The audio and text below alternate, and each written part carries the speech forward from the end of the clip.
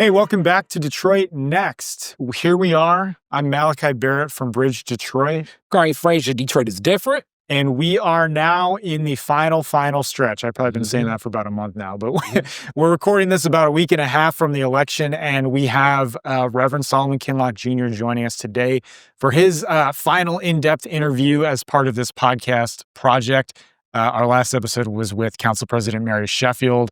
Definitely go back and check that one out. We were recording this a day after a new poll, the first and only poll that I've seen in the mayoral race, came out from Glengarriff Group. It's a bit of a tongue twister. They're out of Lansing. They put a poll out that basically said Solomon Kinloch is facing a very steep road to being the mayor. Mary Sheffield is polling about 51 points ahead of him. Polls are polls, you know. It kind of shows what we kind of knew from the beginning, that Kinloch, had his work cut out for him in facing off against Mary. I don't know, Khary, do you feel like that indicates where we're at in the race? Does it line up with what you've been hearing from folks? It's definitely a lot of the people that are in support of Mary are a lot more loud, boisterous, social media, and in passing. So a lot of people are already saying to themselves, applauding the woman victory. But with that also being said, that I still hear some people saying that, okay, these were some of the same champions thinking that the presidential race last year was the same way and just were shocked. I do think that this interview was very insightful. Solomon Kinloch gave a lot of more perspective about like his plans and his perspective towards not just what he plans to do as mayor if elected, but also just politically what he's looking at and how things have just gotten a lot more, adversarial than he expected from the outside in, especially having the relationships with so many people throughout the community, not just necessarily the Sheffield camp, but just people in community that have been support of Sheffield. He's like, man, I can't believe that he's facing what he's facing. But in this, just walking that path of him moving forward and making sure that he's turning that stone over and really standing on the fact that poverty and wanting to be present for so many people that are facing that in our city in this renaissance, that's not being spoken about enough. Yeah, I think, Kinloch's probably feeling a little bruised from some of the attacks that he's faced, but he also is remaining adversarial, I would say, on what you're bringing up here, that problems in the city are not fixed, poverty is getting worse, crime remains really high, and he's, ruffling a lot of feathers by challenging the status quo and the establishment politicians. Now, a lot of the criticisms he's gotten is that, hey, it's easy to, shoot shots from the sidelines, but where have you been? You're not in the city government. And so in this conversation, I really wanted to talk with him about his experience at Triumph Church. What even is the church? How did it kind of grow to where it is? How has he been working, through that congregation to advance some of the issues that he's been talking about on the campaign? And we got a bit of an insight into that as well. So without further ado, let's sit back and enjoy a little conversation with Solomon Kinloch. All right, welcome back to Detroit Next. Joining me is mayoral candidate and lead senior pastor of Triumph Church, Solomon Kinloch Jr. Glad to be here. Thanks for being here. Oh, it's my honor. It's been a while. You actually, I think, the first candidate to come on our podcast when we got this started. Yeah, I was fortunate. And here we are now, I don't know, probably like 4 or 5 months later. What's been the process of campaigning in Detroit been like over the last year?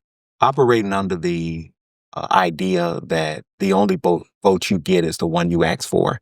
And so that's what I've been doing over the last several months, making sure that we touch people so that they will understand that this is a partnership and this is a pilgrimage that we got to take together. I know that, you know folks in the political arena. Yes, I guess we could say, right? Yes. But you're coming into this race as an outsider, a political outsider. You never run for office before, as far as I know. What have you learned about how politics works in Detroit, through the experience of being a candidate? Well, it has just deepened my understanding of politics. I believe that politics is about people. And so that's why I got into it, because I want to continue to do what I've always done, continue to impact the lives of people in a positive way. I came into it with a hopeful, optimistic spirit, not surprised at some of the tactics sometimes that are used in politics to deflect and distract. But I remain focused on making sure that we're having discussions with people that deal with issues that matter with them the most. You've run a pretty aggressive campaign, I would say, in terms of criticizing the status quo in the city. And the Tale of Two Cities is a narrative that the current mayor, rejects basically. And in the last, month of this campaign, I think you've really sharpened your point on saying, the issues in the city have not gotten better fast enough. Yes. Through that, highlighting that, how is that, maybe affected with some of your relationships with folks who are in powerful positions? Yeah, Malachi, we are not suggesting that good things have not happened in the city of Detroit. What we're saying is that when you ask the citizens in this city, they're not good enough. Although we've come a long ways, we've made tremendous progress, but that progress has to be more inclusive so that people in the inner city can feel the renaissance and the revitalization that we say is taking place. It's not a Kinloch thing. It's a reality that when you look at the numbers, and we have to accept the data, that 51% of the children that live in this city live in poverty. Mhm. I mean, more than half of the children that are reared and raised in Detroit are struggling with poverty and struggling with affordable housing and roof over their heads. And the crime rate, violent crime, is at an all-time high. When you look at just this past summer, the gun violence among youth, over 30%. I mean, those kind of things happening in our community are red flags that institutional policies and politicians, not all, but many have failed us. And at some point, we got to do something else. You said that during the debate as well, Yes. that crime is at an all-time high. Yes. Obviously, we've seen reductions in non-fatal shootings and homicides and carjackings and a number of other violent offenses. Statistically, I think we're still the number 2 or number 3 Yes, number 2. most violent city in the country. And when you look at per capita, this is not like a historical low necessarily, but those numbers have been trending down. So when you say crime's at an all-time high, like what do you mean there? Because it seems like the data, definitely supports that we have a long ways to go, but not necessarily that things are worse than they were. What I'm suggesting is that we can't do victory laps because when you talk to people in the community, when I'm standing in my pulpit and I got to look in the faces of mothers and fathers who are burying their children too soon, that's not an opportunity because we got 1 less or 2 less or 3 less this week to take a victory lap. And before we start grading our own tests, we need to make sure that we get some objective evaluation. Numbers in our city and across this country, particularly when you start talking about crime and violence, has always been scrutinized. And it's been scrutinized because it's hard to accept the numbers when you're grading your own tests. That's why Congress has congressional hearings to bring in objective experts, and they bring in residents from the community, because you need the people to attest that the measures that you're taking are actually measuring up. And one of the things I think we could do a better job at here in the city is making sure that we take some objective look at whether or not all the work we're doing is good enough. And who should do that? You'd like to call in Congress to take a look at that? The city council. I'm talking about holding city council hearings. We come from a long history of it. I've seen multiple presidents and incumbents sit there who assess whether or not, before we say this is working, take an opportunity to invite the citizens in continuously and invite others in to say, okay, how are we really doing in these areas? Mm-hmm. We've talked about this a few times before. Yes. So I just want to be clear, because I see a difference between saying that, we shouldn't celebrate where the numbers are at now and the numbers are wrong. It sounds like you're saying both of those things. The numbers are also incorrect in capturing the incidents that are happening. I'm not saying that the police department or the leadership, because we have great men and women that work for the police department. I'm not saying the police department or the leadership is doing anything intentionally erroneous. What I'm saying is it's just hard to grade your own tests. And sometimes the way you look at it, two men stood, behind prison bars. One saw mud, other saw the star. It all depends on what perspective, what lens you're looking through. And what I'm saying is it's always good to have an objective perspective in order to weigh your perspective against. Okay. So where does that skepticism maybe come from then in terms of the numbers being maybe not capturing reality? It's not Kinloch. It's always been a discussion at the table. It's always been a discussion in the city. It's always been a discussion.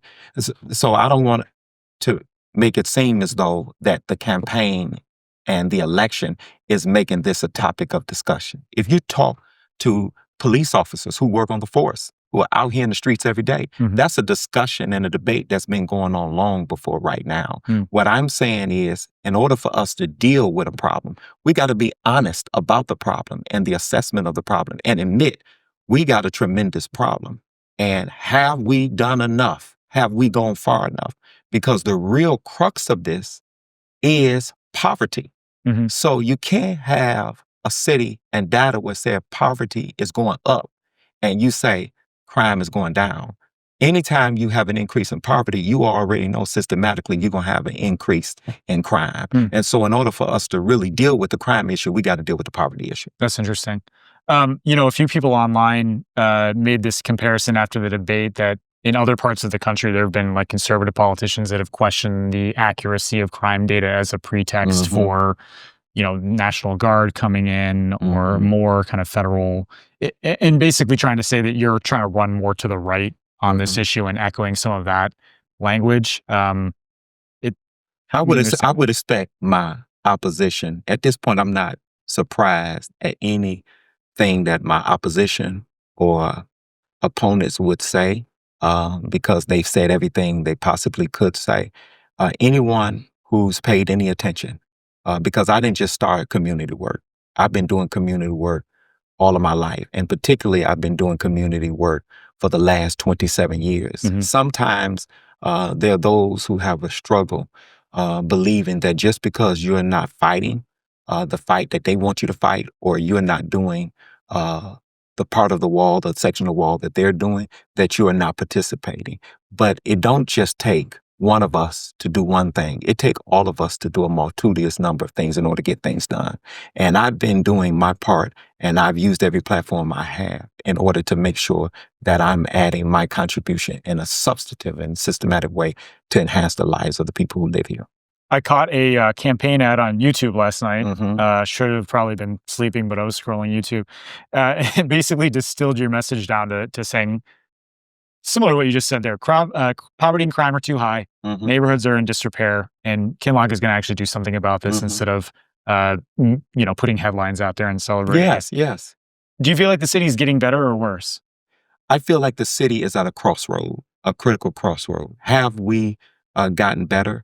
In some areas, yes. I mean, we were in bankruptcy. We had financial oversight, and we still have oversight. And so I believe that we've come far financially. Have we seen sections of the city that have done well? Yes. Are there people in the city who have done well? Yes. My point and what the citizens of the city are saying is that it's just Malachi has not been inclusive enough.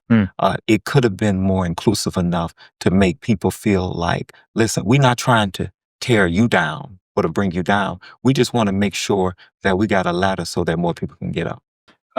Part of the criticism, I guess I've been hearing from the Sheffield camp as well, and came up during the debate, is that you hadn't really been involved in city council or advocating for issues in Lansing. So it sounds like you disagree with that. How have you been involved in promoting policy solutions on these issues before the campaign? Well, one, it's interesting that my opponent want to act like I'm new to the table. At the end of the day, when you don't have very many city councils that even ran for office without coming to Triumph Church. I don't know any other president besides this president that had not extended me invitations to even come to the city council table for invocation or for other reasons. As a matter of fact, there's a recording floating now where she's a part of a city council discussion celebrating me for all of the community work that I've done. There has not been a time that you didn't have governors other than Rick Snyder, but most governors since I've been pastoring have been to Triumph Church on multiple times that have shared with me in the service and rode with me in cars. Brenda Lawrence, past presidents have come, right? I get that. Yeah. You did an invocation at city council? Is that Yes, right? I've done invocation at city council before this president. So for folks that don't know, invocation, before the meeting starts, usually they invite a member of a faith leader throughout the community. It's not always Christian, Catholic, Baptist church. Yeah, when they were taking over, when there was a fight over Cobo Hall, going to an authority, that rally took place at Triumph Church. Yeah. Marathon, criticism, that protest and rally took place at Triumph Church. So we can go back and talk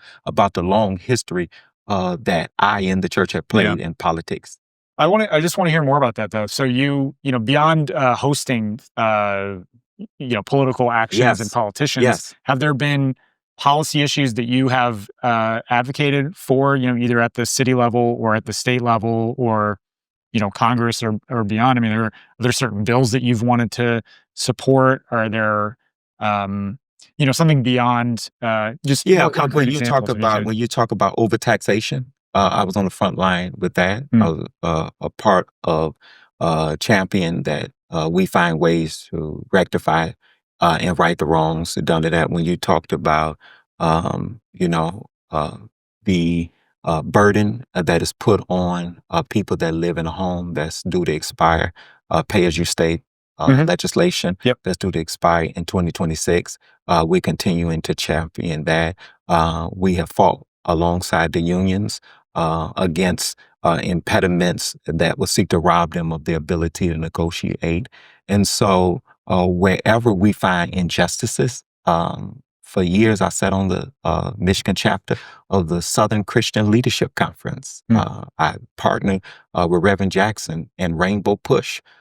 Social and political issues have never been new to me. It's a part of the thread that has woven together the fabric. I've never believed the first year I got to Triumph Church, one of my first speakers was Judge Mathis and,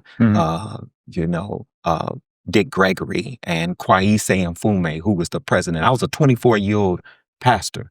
And one of my first guests was Kwaise Mfume in NAACP, because I've always believed that the church is positioned on the front line to fight against any inequities that come up. Yeah. You said that Triumph Church has done more for Detroit than anyone that Mary Sheffield knows. That she knows. You specifically said you've helped her father out too. So what's your relationship with Horace Sheffield and the family? Well, because we came up in an ecumenical community, the church that he used to be a part of and the church that he used to pastor, I frequent. I preached for him on many occasions. I made contributions and donations to initiatives and collaborative and partnerships that they were doing that I thought benefited the community. Whenever I saw political strategies or initiatives that benefited residents, I partnered to that. There were times along the way we disagreed on, strategies and partnerships and initiatives. And as I saw things moving toward more privatization than in public interest, that's where we part ways.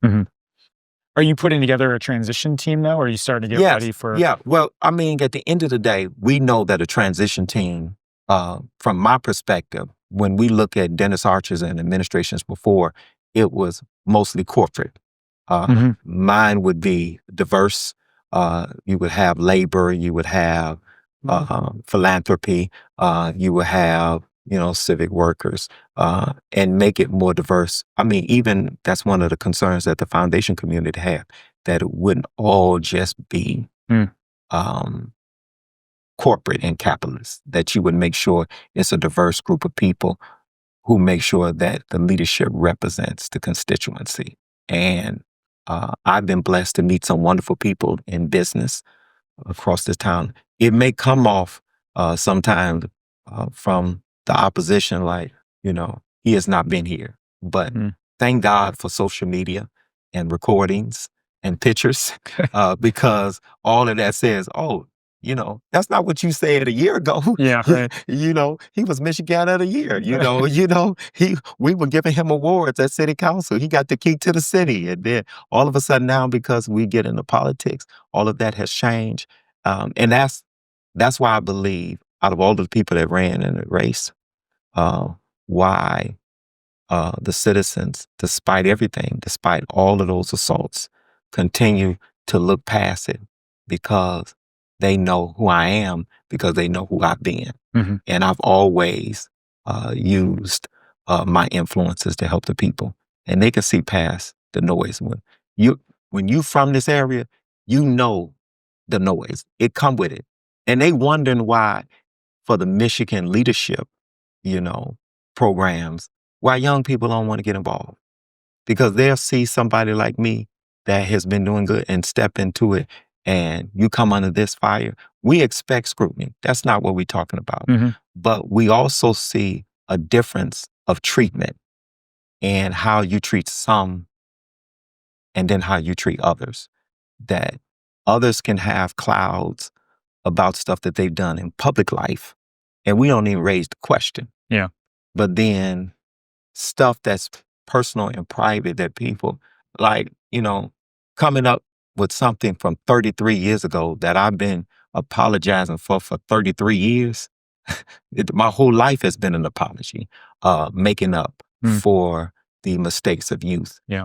That's why I've used it to give a second chance to individuals who've been incarcerated by giving jobs and other opportunities and resources to help, because I understand what that looks like and feel like when people just feel like one mistake, the worst day of your life, ought to be the sum of your life. And all of our lives are determined by not the worst day, but the best days, And so, it's great being with you, man. I appreciate your spirit and your candor. Well, one way or another, it sounds like you're not going anywhere after Yeah, November 4th. no, I love Detroit. I love the people of Detroit. That's why when people raise that question, like, are you a Detroiter? Are you serious? All of my energies and efforts, all of my life have been poured into Detroit. I have not poured any energy or effort into no place like I've done into the people of this city. Well, I believe that it should not be a me administration. It should be a we administration. And many times the reason that you have the frustration among the community is because they're never considered and partnered in the conversation. As mayor, I would be a community mayor, like I've been a community pastor. And one of the things that we will do as we reimagine what the city would look like, we will hold those community conversations so that we can have community input as to how and what they would like to see in their community. We got more than 130 square miles in the city of Detroit. We got plenty of room. We understand that we have to be considerate about the allocation of services and what those services would cost to sustain those communities, to put in the infrastructure in order to even use those communities for new development. But those are conversations that we will have in partnership with the community. I would not be a mayor to unilaterally make that decision. Yeah. Well, maybe this is an example of that. Then, as through your work at the church, in the expansion and selecting new campus sites. Yes. How were those decisions made? I mean, what did you look for something in particular when it came time to acquire those sites? What we looked at, and those are leadership qualities. Yeah. Exactly. We looked at areas where our members were coming from, and we understood that whenever people have to drive more than 30 minutes to get to a location, that they become sporadic in their church attendance. It's inconsistent. And so it was easier for me to just get in a car and go to them than for them to come to me. And so that's kind of how we got there. And when you look at where the city is, as a people, we want to continue to build. We want to continue to attract. We want to continue to grow. Just inspiring our small businesses to hire people. I mean, if we gave incentives in those 38,000 jobs, that's one of the larger job growths that we'll see in a long time. If we incentivized those individuals to not just work in the city, but live in the city, that's an increase in revenue, that's increase in property taxes, and so many other ways that they can patronize and benefit the community. And so we would look at that in partnership in order to figure out, do we just continue to pile people in one place? But I believe that we can continue to grow like we've seen development in the past. It started in downtown and it continued to span. What we would do is just make sure it start working the other way so that we can meet and find a common ground in the middle. You are a busy man, and you've given us a lot of your time today. And if I don't keep you on schedule, I think your team's going to get mad. No, I appreciate it, Malachi. I enjoyed talking to you. Thank you so much for being here. I really Thank you for appreciate having a it. genuine, honest conversation. Would you like to give a final pitch to voters here? What's your last message for them? My message to the voters in the city of Detroit is this. For 27 years, I've rocked with you as a community leader and as a pastor at Triumph Church. And the wonderful and magnanimous work that we've been able to do there is just a glimpse of the work and the sacrifice and the service I will give you if I am given the opportunity with your vote to sit on the 11th floor. I'm Solomon Kinloch. I need your help to lift every block. All right, ladies and gentlemen, the election is November 4th. Make sure you go vote.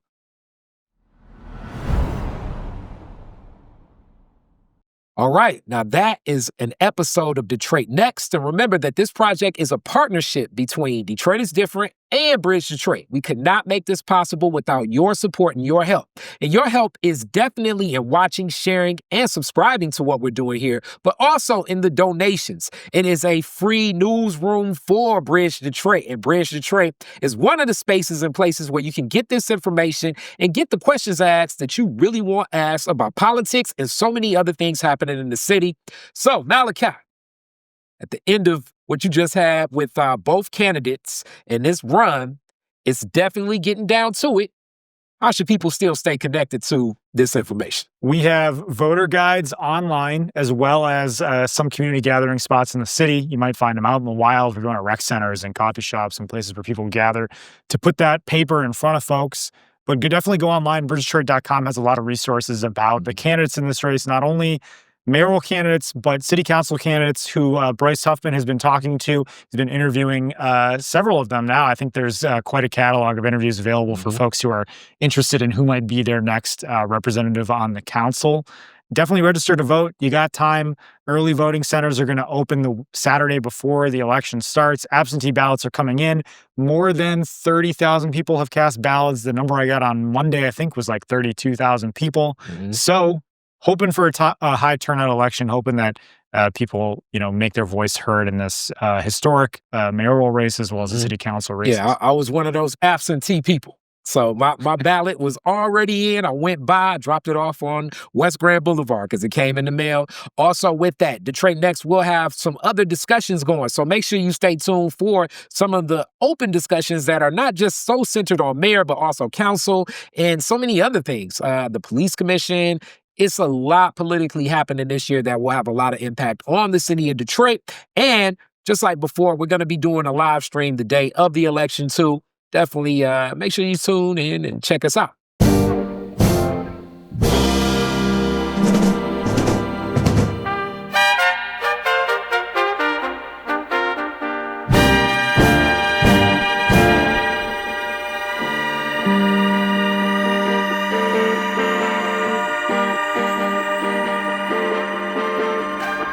Detroit Next is a community-led project from Bridge Detroit and Detroit is Different, which means that we can't do this work without you. We need your support. If you have a question or a comment and want to participate in this process throughout the year, give us a call. We have a phone line set up at 313-284-6407. Leave us a message and we'll play it on the podcast. If you like what we're doing, head to bridgedetroit.com and subscribe to our newsletters. All of that content, again, is free no paywalls for anybody. We're trying to make this as accessible as possible. Head to our YouTube channel to get full episodes and interviews along with extra content throughout the year. You can also find the audio version of this podcast on Spotify, Apple Podcasts, iHeartRadio, Amazon Music, and DetroitNext.podbean.com. We're going to be doing this all year long, so stay with us. Follow Bridge Detroit and Detroit is Different on your favorite social media platforms and take this ride with us. Thanks.